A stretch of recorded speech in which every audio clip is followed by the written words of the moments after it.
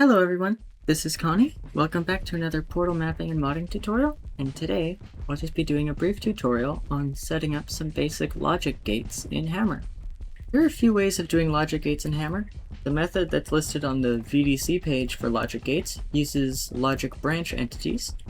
For simplicity's sake, and also because this isn't documented on that page, I'm going to be using math counter. It's a preference thing. Ultimately, if you look at the VDC and decide that that makes more sense, then that's fine. But this is the method that I like using. So first we'll just start with a simple AND gate. So here, set up our AND gate. In order to open this door, an AND gate needs both of these buttons to be pressed. So let's select our math counter, and let's each add 1 when the button is pressed, and when it's unpressed, let's subtract 1. And then we'll just copy these over to the other button. And something we'll want to make sure on this math counter, we want to set the minimum value to 0 and the maximum value to 2. Now you would change this number depending on how many inputs you have. In this case, we only have 2 buttons needed to open this door, so I have the maximum value set to 2. Essentially, when you press a button, it raises that number by 1. And so, in the math counter, we can add our outputs. So on hit max, when it reaches the max, we can make it open the door. As for when less than all of the buttons are pressed, you can do on change from max and close. So this is our door that we have connected to our AND gate. So we can see if we step on either button, it does not open. But if me and the cube go on a button, both buttons are pressed and it opens. If I go off, it closes. This is probably the logic gate that when you're making portal maps you will use the most, because a lot of maps will have an exit condition that needs more than 2 things active at once to open the door. Now if you wanted to turn this into a NAND gate, all you would have to do is just change the outputs so that on hit max is close and on change from max is open. And all of the negative gates in Hammer, you often don't need to specifically make a NOT or NAND or NOR gate. You'll probably just make a regular gate and then choose the input or the result that you want from there, because Hammer just gives you direct control over that. Next, we'll go over doing an OR gate. As for an OR gate, the setup's pretty simple. We have 2 buttons. The method I'm going to be doing this, I'm going to set the maximum value of the math counter to 2. I'm going to select our buttons, and I'm going to do the same thing I did before, where, oops, that's not the right thing, where we add 1 to our math counter when the button is pressed, and subtract 1 from our math counter when the button is unpressed. And I'll copy that over to my other button. And what we're going to do this time is we're going to do on changed from min. We'll open the door.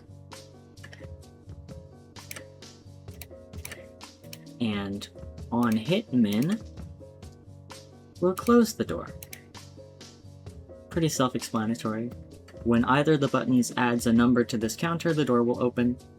And then when it gets back to 0, it will close. So meaning any of these buttons can be active. So let's try that in-game. So over here, we have our OR gate. Putting a cube on the button opens the door. Me standing on this button doesn't do anything. Getting off the button doesn't do anything. We're taking the cube off of the last remaining button. Works. So either of these buttons can be active to open this door at any given time.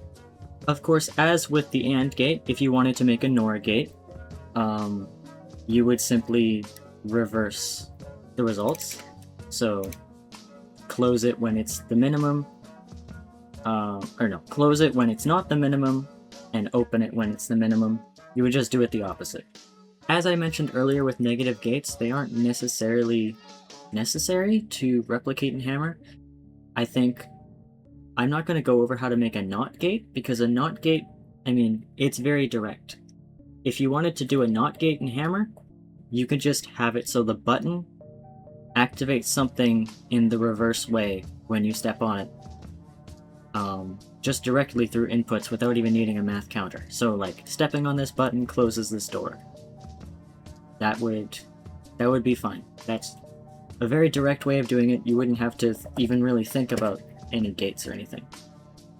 So the last type of gate I'm going to go over is how to make a XOR gate. This is a very simple XOR gate that only works with 2 inputs, but essentially it will only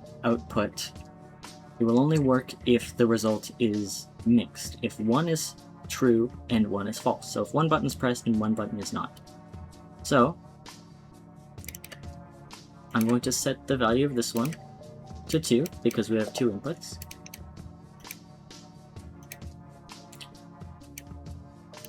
As always, on pressed,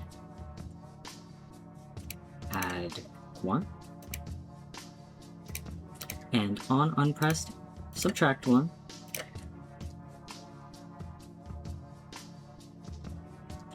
and then on our math counter, we're going to want a few more inputs on this. So on changed from min, we'll say open. So when it is changed from 0, when it hits 1, it will open the door. We also want it to open the door when it's changed from the max, so when it goes to 1 from 2. But when it hits the max, we want to close the door, and same with the minimum. So this means the door will only open if it is not the maximum or the minimum. And the only number that is 1, so that means only one of these buttons can be pressed in this scenario. Back in our familiar little hallway of gates, here we've got our XOR door. Putting a cube on one button opens it, but me stepping on the other button closes it. So you can see the door will only open if one is not active and the other is. Now, in practical implementations of XOR gates with more than 2 inputs, they will only output true if there is an odd number of true inputs. So for example, if we had 4 buttons instead of 2, this door would only open if 1 button was pressed down or if 3 buttons were pressed down. But if 2 buttons were pressed down and 4 were pressed down, at any given time, the door would be closed.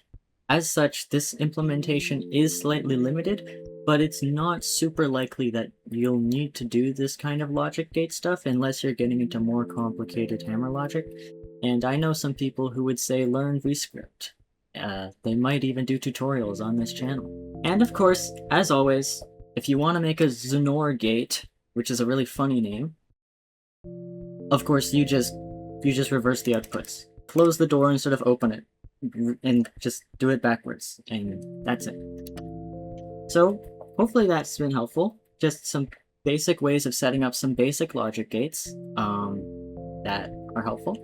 I know I had trouble trying to figure out how to make a door activate with multiple buttons in my first map, so hopefully this has helped you.